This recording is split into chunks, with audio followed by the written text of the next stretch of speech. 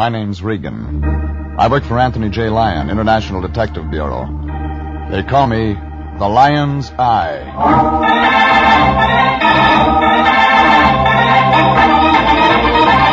Wednesday at 9, and CBS brings you Jeff Regan, Investigator, starring Frank Graham as Regan with Frank Nelson as Anthony J. Lyon. So stand by for mystery and suspense and adventure in tonight's story of The Lady Who Wanted to Live.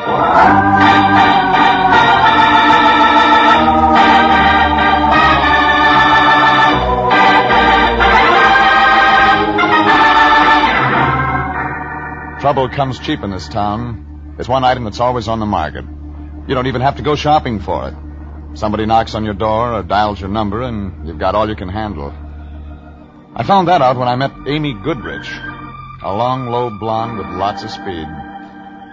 One look at her, and you knew you'd been friends too long. We met last Friday afternoon. I'd been out of town 2 days looking for a guy who turned up in jail in Reno. I was home counting the lumps in my mattress, trying to catch up on some sleep, when the phone began jumping around on the hook. I thought it might be somebody with Rose Bowl tickets. I was wrong. It was the Lion. Hello? Regan, is that you? What do you want? Oh, it's a beautiful afternoon. The sun's shining. There's a tang in the air. How'd you like to take a nice drive out to the beach? The season's over. Oh, but this is a new season. Fall, Regan. Light suntan, wild ocean. Doesn't it excite you? I haven't had any sleep in 2 days. I know, and I hate myself for disturbing you. I just hate myself. Get to the point, Fatso. Well, something very important's come up, Jeffrey. I wouldn't trust anybody but you to handle it. Besides, the sea air will do you good. Give you a lift. This isn't Berlin. Say something. Well, I want you to call on our new client. She's a nightclub singer. Has a beach cottage at Santa Monica, 18106 Coast Road. Her name's Amy Goodrich. You still there, Jeffrey? Still here. Up, my boy, to the colors, on the firing line. Drop dead. Oh, now that's not being a good soldier. Why, if I didn't know you, I hung up, stuck my head under the pillow again, and waited for him to call back. He didn't. He was playing it coy. Well, I tossed around for another half hour. The mattress got worse, and then a fly started buzzing against the window shade. About that time, the blonde next door decided to leave her husband, and it got real noisy. So I rolled out of bed, threw on some clothes, and climbed in my car.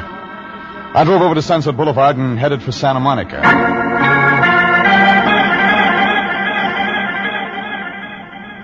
18106 Coast Road turned out to be a bundle of flagstone and glass brick piled up against the ocean. Had a lot of angles, like a shyster lawyer.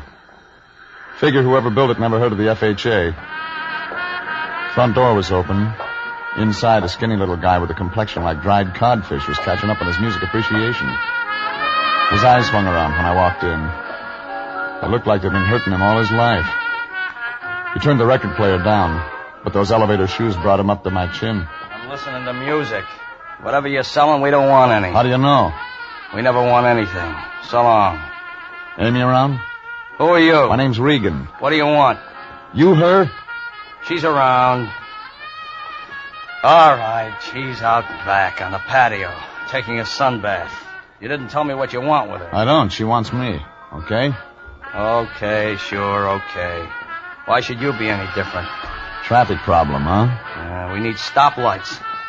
Go right on through the dining room. Just in case I want to write this up. Who are you? Felix. Felix Beethoven. Well? I didn't say anything.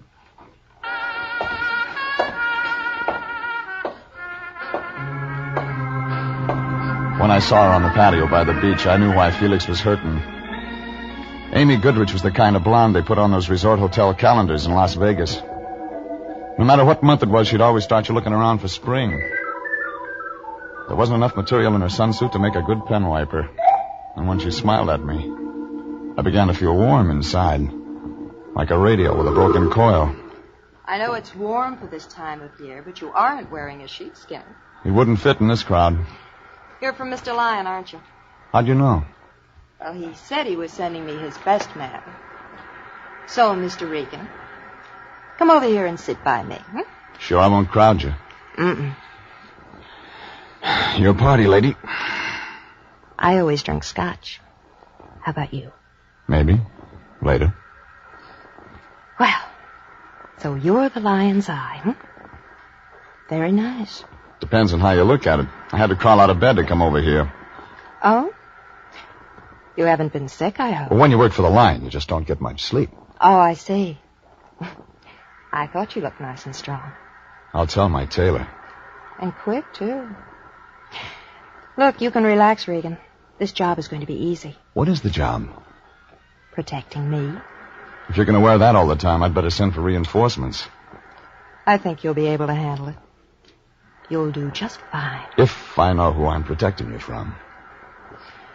Yes, I suppose you do have to know that. Have you ever heard of Tim Conover, Mr. Regan? Yeah. He runs an upholstered cigar box downtown. Diamond Club. He plays for keeps. I've heard. And apparently I interest him. It figures. I worked for him 2 years ago singing. He became very interested in me, but I turned him down. Conover wouldn't like that. He doesn't. He has another girlfriend now, a Helen Lesser. I thought she'd take his mind off me, but she hasn't. You still saw him? He's been around half a dozen times this past week, casing the place. I think he's got some nasty ideas. Like? I don't know. But he might not be very gentle. So, I hang around until he shows up, huh? Mm-hmm. You protect me, Mr. Regan. I want you to stay real close to me.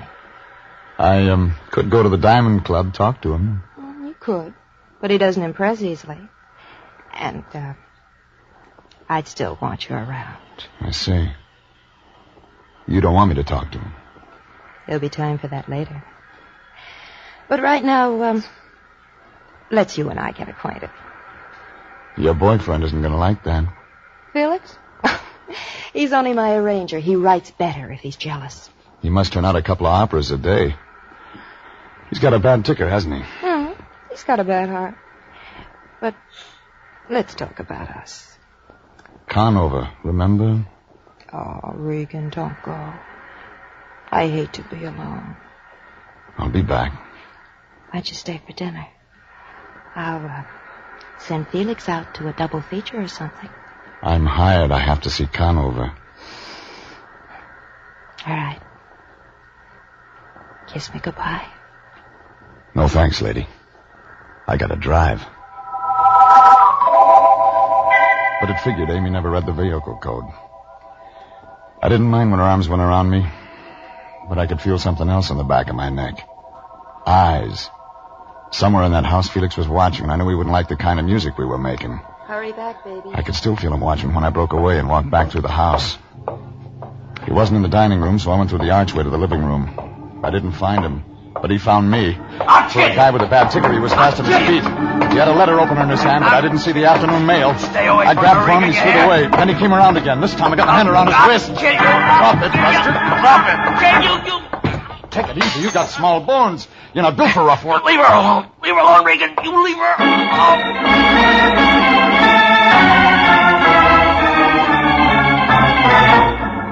Felix got his idea across all right, but he had a one-track mind. I tried some questions, but got no answers. I figured Conover might do better, so I got in my car and drove back into town. It was just getting dark when I parked in Figueroa near Olympic, in front of the Diamond Club. Things were slow when I walked in, too early for the jingle you spin crowd. When I asked for Conover, the bartender blinked a couple of wet stones at me. In back, bud. Jerked his head toward the rear. I got as far as the shuffleboard table when a brunette eased out of the shadows. She wasn't wearing a coat, and it figured she was there to stay. May I help you? I'm looking for Tim Conover. I'm expecting him. Come on in. Sit down, Mr. Regan. Oh, so you're Jeff Regan. Ring a bell? I've heard the name before. It fits you. You're a private investigator. Yes, of course. Tim's not in any trouble, is he? Not yet. What do you mean? Maybe I better talk to him about it. Huh? Well, if it's that important, I better find him. Make yourself at home, Mr. Regan. If you like scotch... Thanks. I helped myself to that, waited around for about 10 minutes. The phone rang once, and I let it go. A guy in a blue suit stuck his head in the door, said something about getting the wrong room, backed out. I was just catching up on my music when the door opened. Through the mirror, I saw Conover. A gray suit with a bulge in the front of his coat. There he is, Tim. Thanks, baby. I didn't know you played, Regan. Hello, Conover. I was having dinner. Helen tells me you've got something on your mind. That's right. Do I unload it now? In front of her? Well, why not? She's my baby. This is about another baby of yours. Do I go on? It's your show, Regan. Amy Goodrich wants you to know she's got protection. Oh? Well, all right, Regan. You did your job. You told me Amy's got protection. See you somewhere. She wants to be left alone. All right, she wants to be left alone. Anybody bothering her? You are, according to her. This guy's working in a weed field, Angel. I got over her a long time ago. I haven't seen her in 2 years. I believe you, Tim. All right, Regan. She believes me. This is where you get off. Amy says she's seen you hanging around her place lately. Makes her nervous. Wrong guy, Regan. You made a big mistake. Sure. So the guy who picked Michigan. Look, I don't know what your pitch is, or Amy's, but I'm not buying any. You may change your mind. You know, you've been in business too long, taking too many rabbit punches. You ought to start taking care of yourself.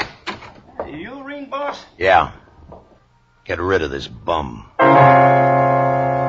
were a real pretty pair of muscles. One of them had a nose that looked like he'd been dipping it in an ink bottle all his life. The other one had an ear that could have passed for a golf ball. Well, they walked me out a door that opened onto an alley in back of the club. That's when the one with all the nose frisked me. Hey, just in case, Pally, just in case. Get your hands off me, punk. Easy. We're just... Gussie says take it easy. Hey, look. State of California. Gun and all. This guy's a gumboots. Max. What? I don't like no gumboots. Gumboots worse than a bum. You hear that, Gumboots? Gussie says a Gumboots is worse than a bum. You don't talk. Gumboots, how tough are you? Still don't talk. Hey, Gussie asked you, how tough you are, huh? Are you tough? Tough? Not so tough. My turn. Hold it. All right. Now, Gumboots, here's where we get an answer.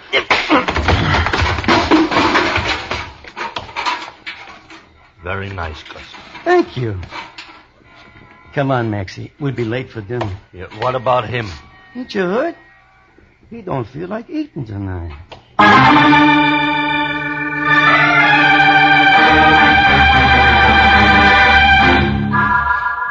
I don't know how long I was away, but when I came back, I felt like I'd been sleeping on the wrong side of the world. I was still in that alley, and it was still dark. My head was rattling like it was full of broken glass. A yellow cat with an inferiority complex was sitting there looking at me. All over once, he started running. Regan. I didn't try to catch him. Regan. Regan. Oh. Can you hear me? Wake up. Yeah. Have you been drinking? Oh, shut up. I send you out on a simple little job. I put all my faith and trust in you, and what do? Wind up in an alley drunk. Get out of here. Nuzzled up to a garbage pail, bleary-eyed, with melon seeds in your hair. How Stop can blowing you steam, Fatso. You're not a locomotive. Oh, now, don't get so excited. You're getting seeds all over. Give me a hand, will you? Here. How'd you get here? Amy Goodrich called. She was getting worried about you. Said you went over to see Conover. She wanted me to stop you. I figured she would, but she's too late. A couple of his boys played beanbag with my skull. Well, who does Conover think he is, anyway, pushing my boy around? Just who does he think There's the door. Go in and ask him. Well, now, I couldn't do that. Well, tell me, what's this all about? That's what you're going to tell me. But I don't know anything. Amy Goodrich must have told you something when she hired me. If you're holding out on me... But I'm not, Jeff. Well, then start checking. Find out about Conover. Conover? What do you want to know about him? Everything. Find out, for example, if there's anything Amy Goodrich could be blackmailing him with. Blackmail? Regan, what is going on? I told you I don't know. Well, then make a guess. Okay. It looks like everyone's in love with Amy. I left the lion standing there. He looked worried, like an elephant with a skin rash. None of it made sense. I knew I'd have to get some answers before long. I drove over to my place and straightened myself out with a shower and some Johnny Walker. Half hour later, I was back out in Santa Monica. Fog was closing in over the house when I rang the bell. Nobody answered. But somewhere in the back there was a light, so I walked around on the sand. The patio was empty. Inside, Amy was sitting on a zebra-striped couch. She was wearing a white strapless thing with a splash of red in one shoulder. She had a movie magazine in one hand and a drink in the other. But she wasn't having a very good time. She was dead.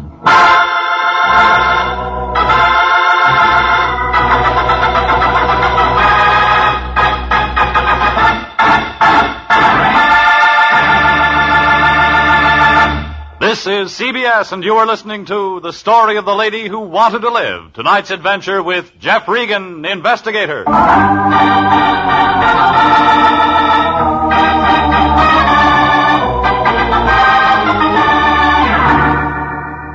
Well, the lion wasn't going to like it. His client, Amy Goodrich, was dead, and she wasn't in the market for protection anymore. I looked around for a gun, but didn't find it.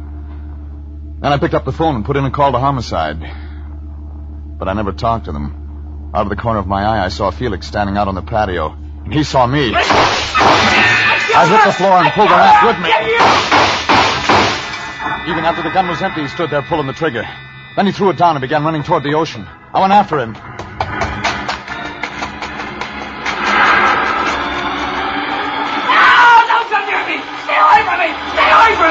Hold still. Hold still. No, let me go. You'll drown. No, I don't care. I loved her, Regan. I couldn't stand it anymore. Come here. Couldn't stand it anymore, so I killed her. It doesn't make sense, does it? Sure it does, but you're not going to kill yourself. The police. What about him? I phoned them. I told them everything. When? Just before you came. Come on. But they'll be here. Let go. Yeah, that's why I said come on.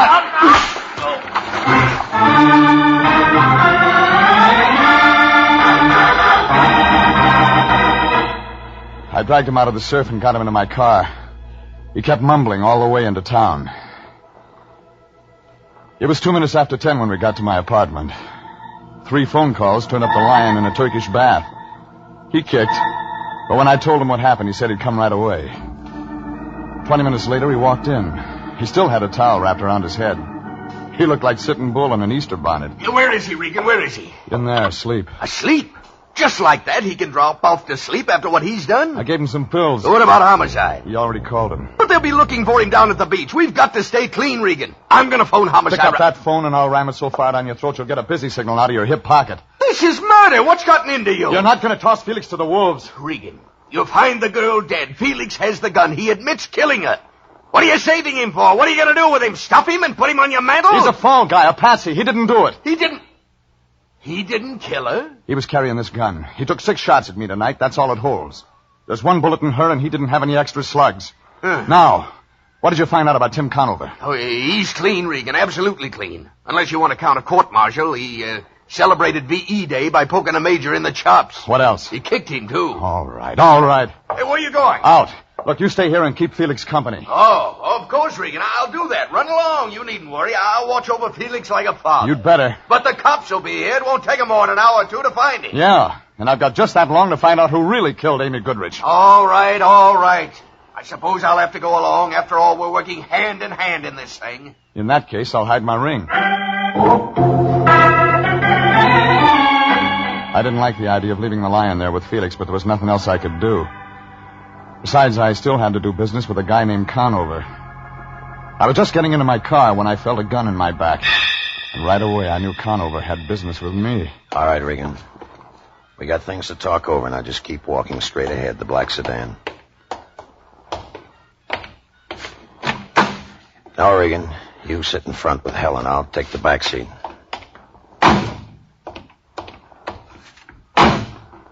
Okay, Helen. Where to, Tim? Nowhere. Regan and me can do our talking right here. It's quiet. Tim, are you sure you're doing right? Please, let me handle this, baby. All right, Regan, what's the play? I know Amy's dead. Now, let's just take it from there. Who told you? I was there tonight. Tim, you shouldn't. He'll involve you. He'll tell the police. I said I'll handle this, baby. So you were there. I know, don't tell me. She was already dead when you showed up. No, not quite. All I got out of her was the name of some guy, Dolan, and something about Lake Tahoe. She seemed to think I know what it was about. And you didn't? No. Kind of figured you'd tell me. All right. Blackmail. Amy? Blackmailing me? You didn't know her very well, did you, Regan? She said she needed protection. I think she wanted a strong-arm boy. No, it doesn't fit. She was no good, but not blackmail. It doesn't fit at all. Maybe I can make it fit. Don't try. I'm not going to be tagged for this thing, Regan. You know some answers. Maybe you better start talking right now. I said start talking. I didn't know if Conover was just looking for information or if he wanted to find out how much I knew about a guy named Dolan in Lake Tahoe. Well, I had a 50-50 chance. I could get the butt of that gun across my face, or I could try walking away and take a chance of getting a bullet in my back. And then I saw an old coupe, Oklahoma license, limping along the other side of the street. I opened the door, stepped out onto the sidewalk. I kept on going into the middle of the street. Conover yelled, but he didn't fire. And then the coupe slammed on the brakes. What's the matter with you, Pilgrim? You want to get yourself bashed up standing out in the middle of the street? Want to get yourself all bashed up, We ran out of gas. Join another club. Pay your dues. There's no phone. Could you give me a lift? I wasn't going anyhow. Well, climb in. Do it at the bowling alley. Hey, what are them two going to do? Just sit there and nick? I didn't answer that. But when we pulled away, Conover was just sitting there staring. But there was nothing to stare at. Helen was different. She registered one look. Fear.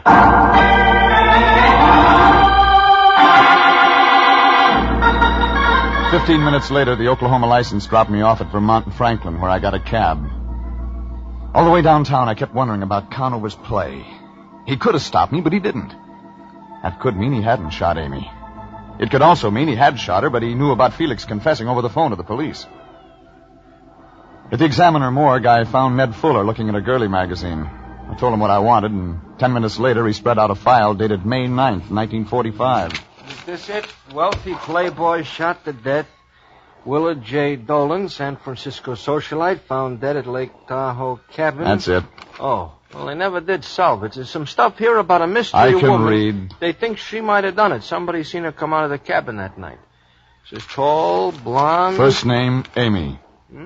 No, they never found out who she was. Somebody did. Oh, well, there was witnesses. Yeah, let's see here. Mr. and Mrs. Franklin James, San Diego people. They saw the dame come out, but they couldn't give a good description of her. Want to bet?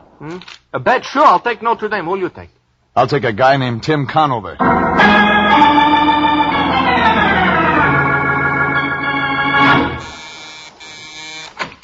Regan. Hello, Conover. You're staying up late tonight.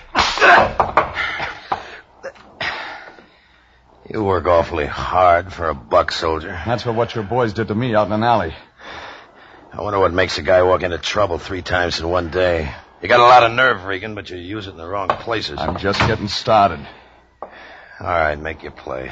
What's next? You talk. What about? Dolan, Willard J. I told you. Lake Tahoe, May 9th, 1945. Talk, Conover. All right, then I'll talk. A tall blonde named Amy Goodrich. An unsolved murder at Lake Tahoe. But there was a witness. When I first came over here, I guess she was blackmailing you. I was wrong.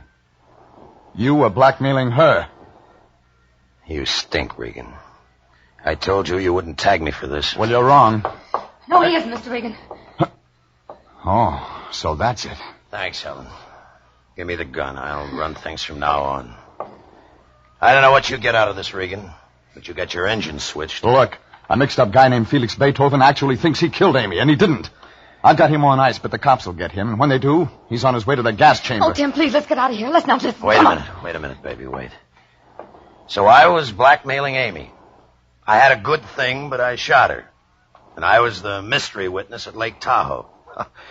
I thought you were a better gumshoe than that, Regan. What does that mean? The date was May 9th, 1945. You mean you haven't looked me up? All of a sudden, it hit me. Something the lion had said about V.E. Day and a major who got hit in the chops. And the whole thing came apart at the seams. Conover couldn't have been the witness. He was in a guardhouse in Germany. I began to feel helpless, like a glassblower with hiccups. For the first time in my life, I really wanted to talk to the lion. I looked at the gun in Conover's hand, then I reached for the phone and dialed. Slow. He didn't stop me.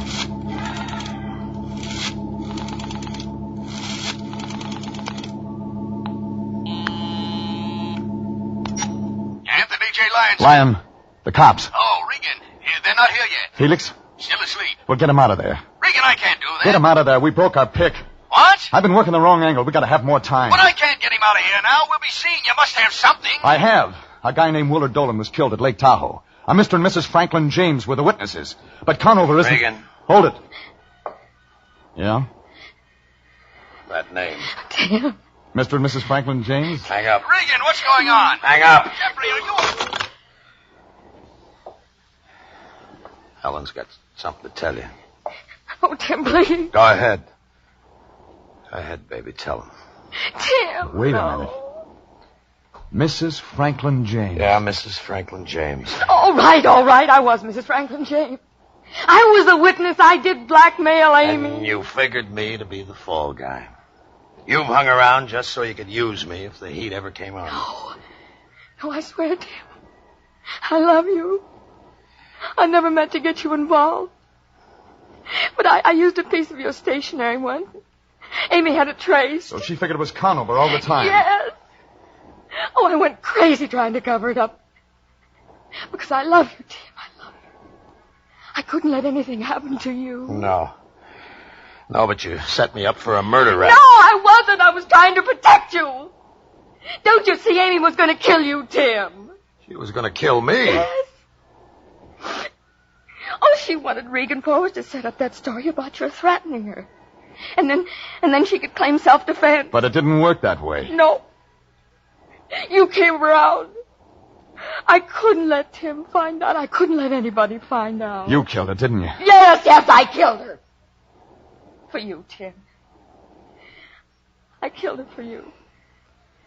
We can get away, darling. Regan's the only one who knows. Sure, and the kid with a bum ticket takes the rap. Except that somebody might ask questions about what happened to me. We'll have to take that chance, Tim. Regan's the only one who can make trouble for us. Us, baby? What? I don't have any troubles. You have. Oh, Tim. You're joking. Listen to me. You're wasting your time. Tim.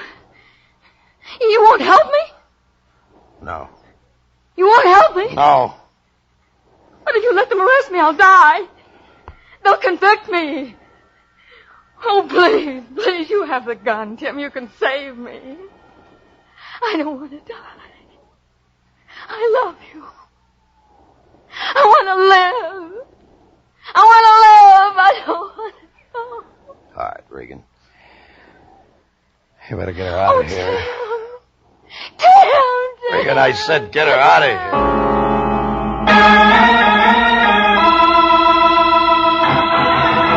Well, that's the way it wound up. Helen went to headquarters. Tim went back to his club. I went out of town for a few days. When I got back, I drifted into the office. The Lion gave me the wind-up. A report on Felix. Yes, Regan. Those doctors worked on Felix Beethoven 3 days. Psychiatric medicine's a profound study. Profound. They finally convinced him he didn't kill Amy. Yeah. That's sad. He loved that woman as cruel as she was to him. He loved her a great deal. I suppose life will be lonely for him now that she's gone. You're wrong. What do you mean? I saw him in Hollywood today. He's got a new friend. One with red hair. You mean to tell me he's willing to do it again? To accept abuse from another woman? Why, that man's a natural for any woman's dominance. He hasn't got a thing to worry about. But you said she was a redhead, and I know redheads. Yeah, but Felix is bigger than this one. Besides, the new one's a Cocker Spaniel. Jeff Regan, Investigator, was written by E. Jack Newman and Adrian Jandot, directed by Sterling Tracy. Frank Graham is starred as Regan, with Frank Nelson as Anthony J. Lyon. Original music is by Dick Arant. This is CBS, the Columbia Broadcasting System.